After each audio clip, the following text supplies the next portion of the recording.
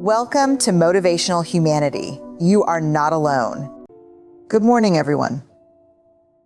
Leadership. It's a word we often hear, a position we sometimes aspire to, and an act we all participate in, whether we realize it or not. But true leadership isn't about titles or power, it's about courage. Today, I want to share you.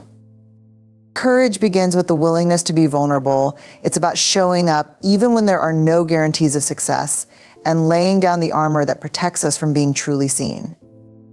For many of us, vulnerability feels like exposure, like walking into a room without a shield, uncertain of how we'll be received. But the truth is, vulnerability is the birthplace of courage. Think about any moment in your life where you were truly brave. Maybe it was speaking up in a meeting, admitting you didn't know the answer, or asking for help when you felt like you should already have it all figured out. In each of those moments, vulnerability was present. It takes immense strength to risk failure, rejection, or judgment, but those risks are exactly what make leadership meaningful and transformative. Courage is not about being fearless. Fear will always be there. It's a natural part of stepping into the unknown. The difference is that courageous leaders don't let fear drive their decisions. Instead, they recognize it, acknowledge its presence, and move forward anyway. They choose to engage with others in a way that fosters connection, even if it means exposing their imperfections. But why is vulnerability so powerful in leadership? It's because people don't connect to perfection, they connect to authenticity. When leaders are willing to say, I don't know, I made a mistake, or I'm struggling with this too, they create a culture of trust. They send the message that it's okay to be human. This openness not only inspires others to bring their whole selves to the table, but also fosters innovation, creativity, and resilience within teams. Vulnerability also means being willing to hear the hard truths, not just deliver them. It's asking for feedback and sitting with the discomfort of criticism, not as a blow to your ego, but as an opportunity to grow. It's about leaning into the messy conversations instead of avoiding them because you know that meaningful progress lies on the other side. Courage through vulnerability isn't easy.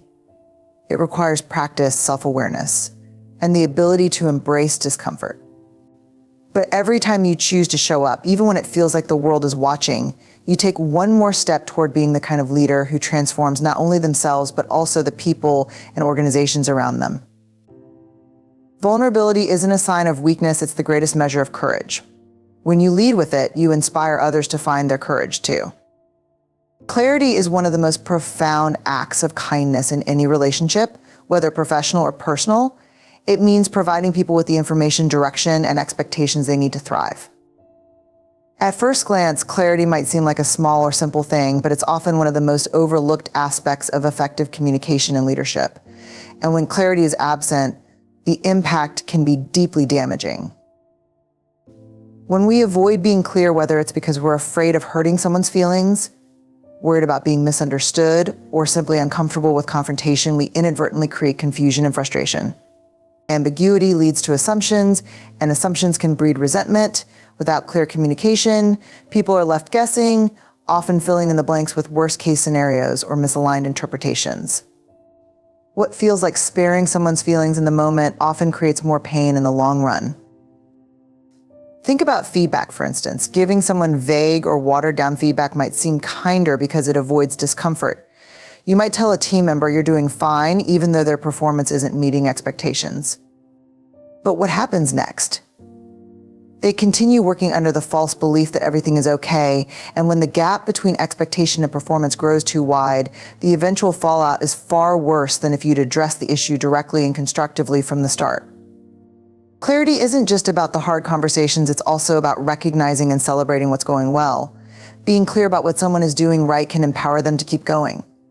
It removes any uncertainty about their contributions and gives them the confidence to excel. Kindness isn't just soft or nice, it's intentional, direct, and grounded in the truth. Clarity also fosters trust. When people know where they stand, what's expected of them, and what they can expect from you, they feel secure. It builds a foundation where collaboration can flourish because everyone understands the shared goals and individual responsibilities. Unclear expectations, on the other hand, lead to miscommunication, missed opportunities, and unnecessary tension. Being clear requires courage.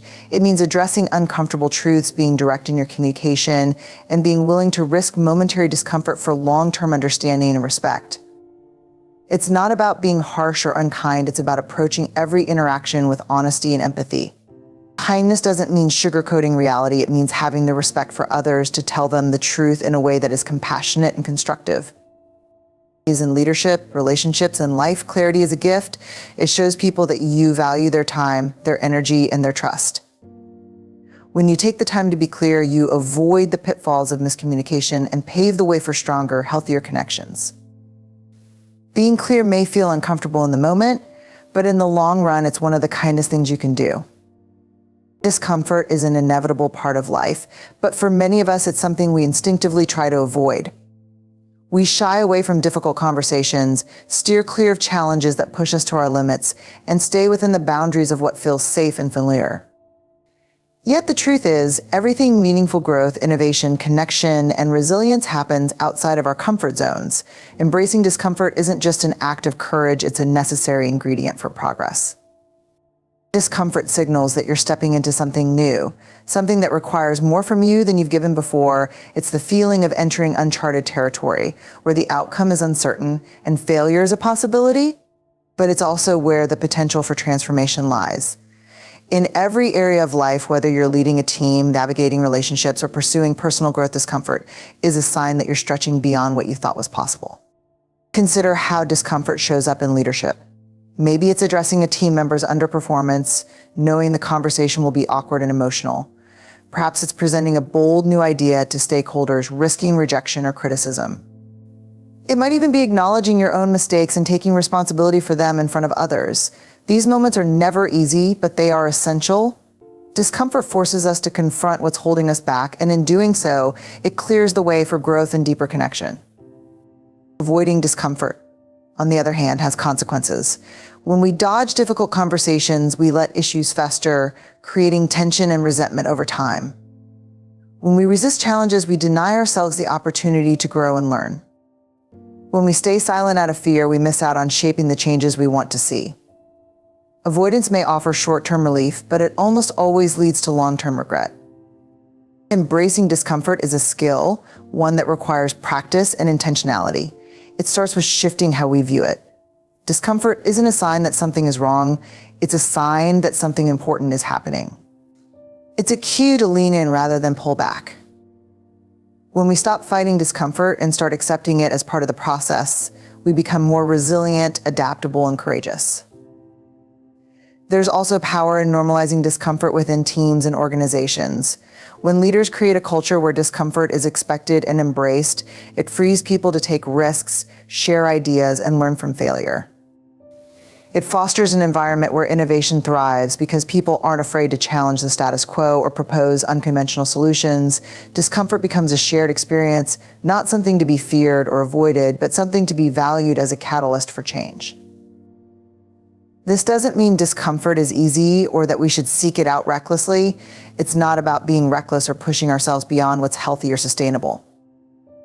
Embracing discomfort is about being intentional, choosing to engage with it when it aligns with your values, your goals, and your purpose. It's about staying present in the face of uncertainty, holding space for difficult emotions, and trusting that the effort is worth it. In the end, the greatest achievements and most profound connections in life come from moments of discomfort. When you embrace it, you step into your potential and show others how to do the same. Growth doesn't happen in the comfort zone, it happens when you dare to step into the unknown, no matter how uncertain or uncomfortable it feels. Trust is the foundation of every meaningful relationship, whether in leadership, teamwork, or personal connections. It is the invisible thread that binds people together, fostering collaboration, innovation, and connection. Without trust, even the most talented teams will falter, and the strongest relationships will weaken. Yet trust is not something that can be demanded or assumed. It must be earned, nurtured, and maintained through consistent action over time. Building trust begins with small moments. It's not about grand gestures or sweeping promises, but the day-to-day decisions that demonstrate reliability, honesty, and care. Trust is built when you show up as you said you would, when you honor your commitments, and when you choose integrity even when it's inconvenient. These moments, though small, accumulate into something powerful, a belief that others can rely on you, and you on them. One of the most important aspects of cultivating trust is authenticity. People trust leaders and peers who are real, who don't hide behind facades of perfection, and who are willing to be vulnerable.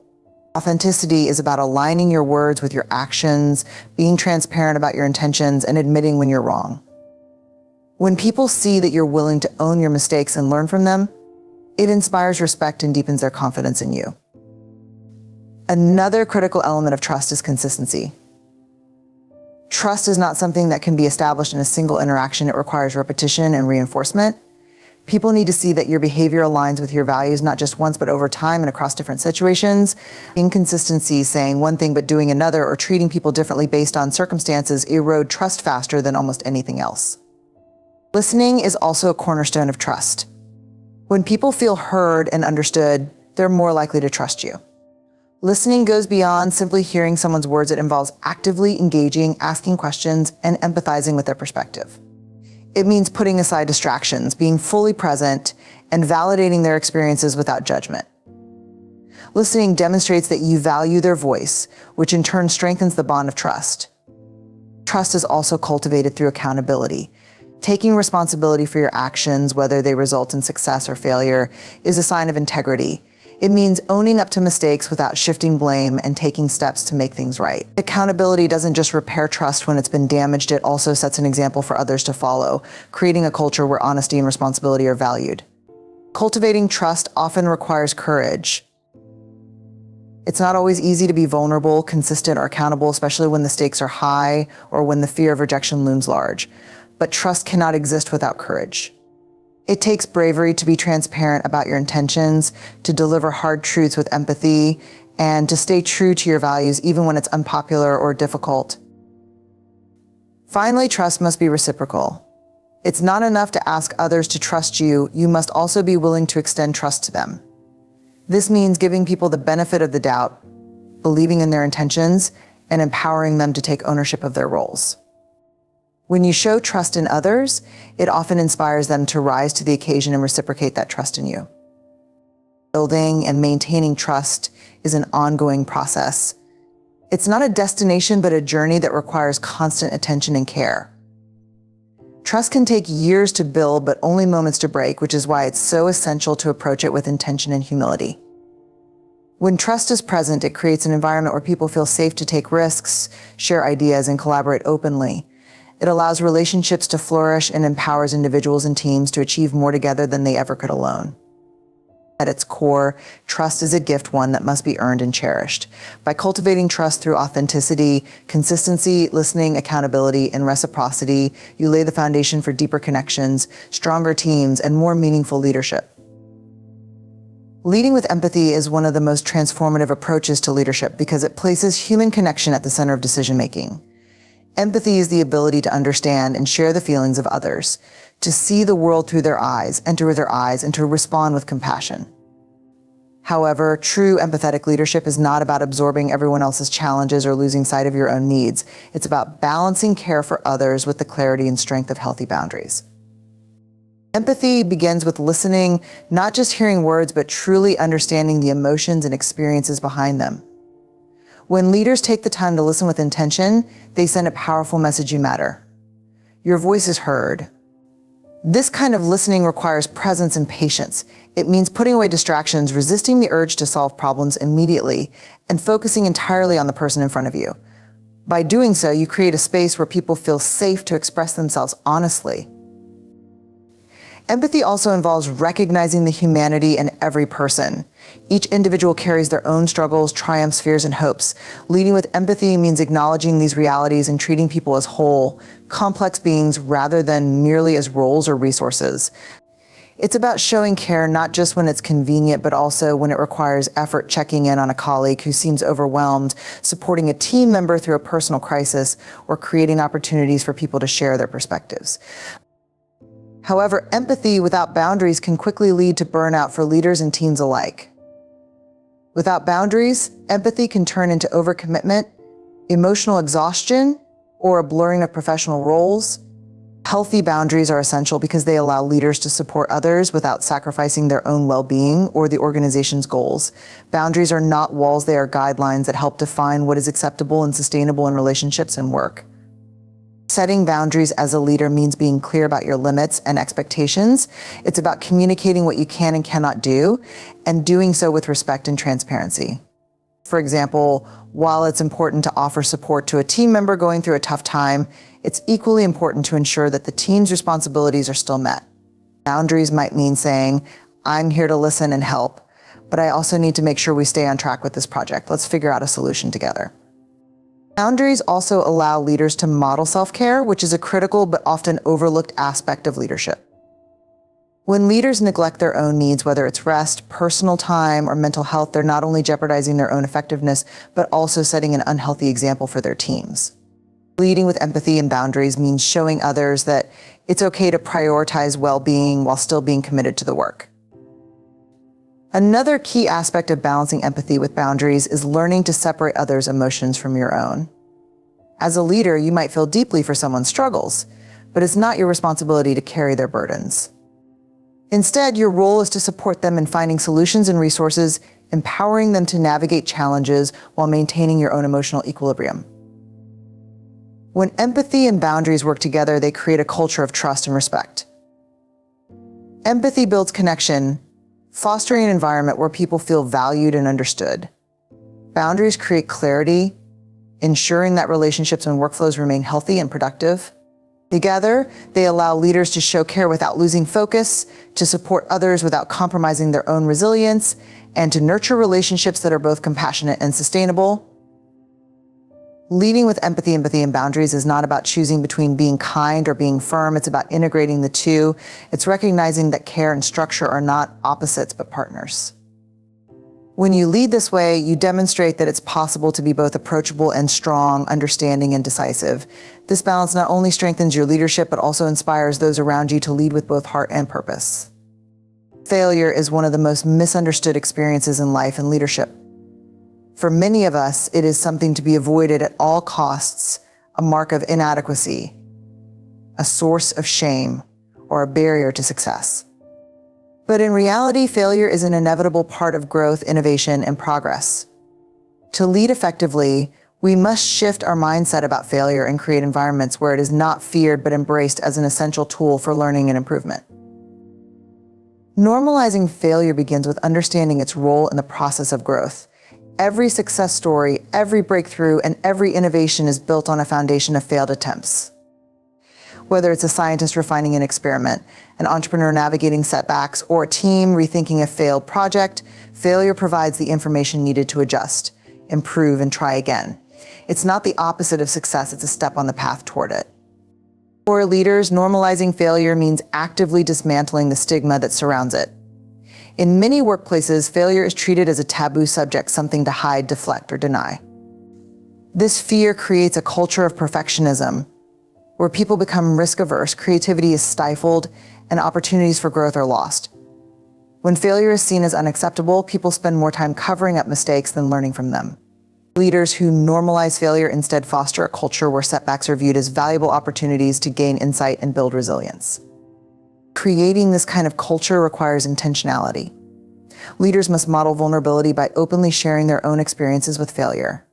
When leaders admit their missteps and talk about what they learned, they set the tone for others to do the same. For example, a leader might say, here's what I tried, here's why it didn't work, and here's how I'm going to approach it differently next time. This openness not only normalizes failure, but also demonstrates that it's safe to take risks and make mistakes. Normalizing failure also involves reframing how we talk about it. Instead of labeling an attempt as a failure, we can view it as an experiment, a test, or a learning opportunity. Language matters, and the words we use to describe setbacks can shape how they're perceived.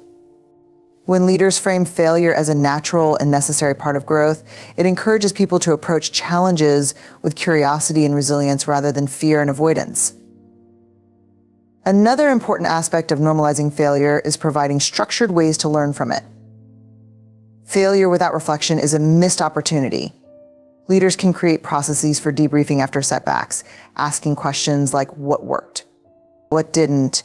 What did we learn? How can we apply this knowledge moving forward? This practice not only extracts value from the experience, but also reinforces the idea that failure is a step toward improvement rather than a dead end. It's also essential to celebrate the courage it takes to try and fail.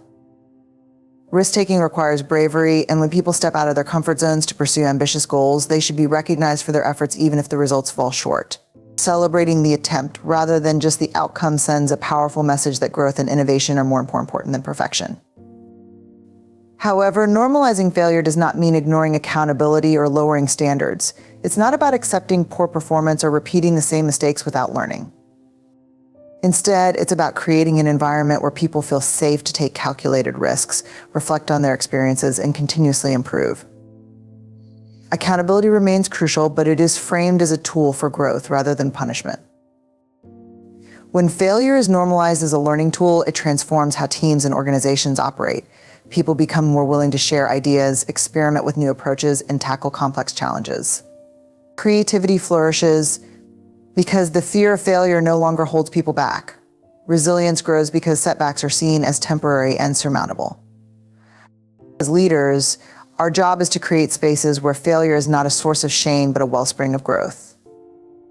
When we normalize failure, we empower ourselves and others to take risks, embrace challenges, and keep moving forward. In doing so, we unlock the potential for greater innovation, deeper learning, and more meaningful success. Failure is not the end, it's a powerful beginning. Knowing your values and living by them is the cornerstone of authentic and meaningful leadership.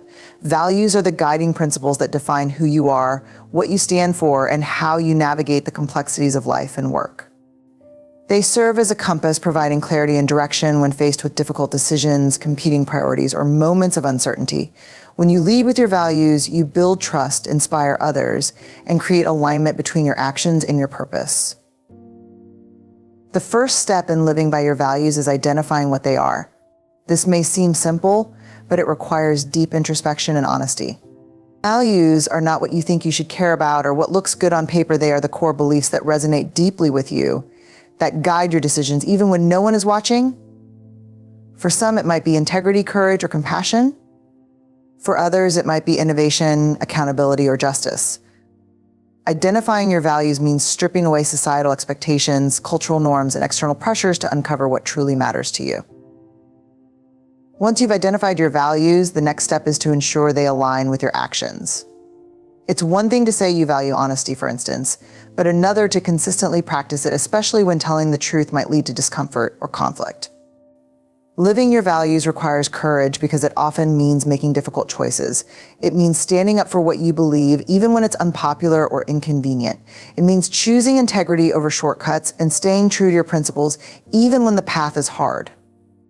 Living by your values also requires consistency. People notice when leaders' actions don't align with their stated values, and this disconnect can quickly erode trust and credibility. For example, a leader who claims to value transparency but withholds critical information sends a mixed message that can undermine relationships and morale. On the other hand, when your actions consistently reflect your values, you create a foundation of trust and authenticity that strengthens your leadership. Values are especially critical in moments of challenge or ambiguity. When the path forward isn't clear, your values serve as a decision-making framework. They help you prioritize what matters most and provide a sense of clarity amidst the chaos.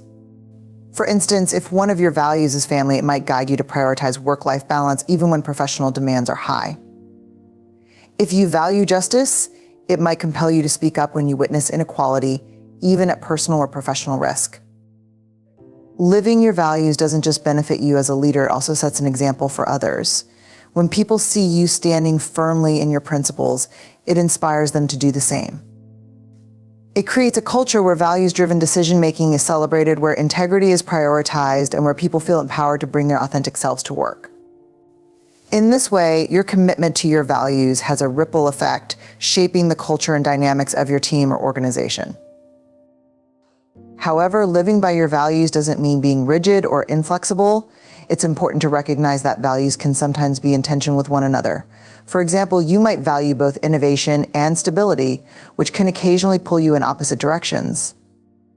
In such cases, leading with your values means being intentional about balancing these tensions and making thoughtful decisions that honor your core principles. Living your values also requires regular reflection. Over time, your experiences, relationships, and growth may lead you to refine or deepen your understanding of your values. Taking the time to reflect on whether your actions align with your values and making adjustments when they don't is an essential part of staying true to yourself. Ultimately, knowing your values and living by them is about creating alignment between who you are, what you believe, and how you show up in the world. It's about building a life and leadership style rooted in authenticity and integrity. When you live by your values, you not only lead with greater purpose and clarity, but also inspire others to find and follow their own compass. In a world full of distractions, pressures, and competing demands, living your values is a powerful act of courage and one of the most meaningful ways to lead. Daring leadership is a practice, not a destination. It's showing up, standing tall, and staying true to your purpose, even when it's hard. Each of us has the capacity to lead with courage. So today, I challenge you, dare to lead. Embrace vulnerability, step into discomfort, and let your values guide you. The world needs more daring leaders. Let's be them. Thank you.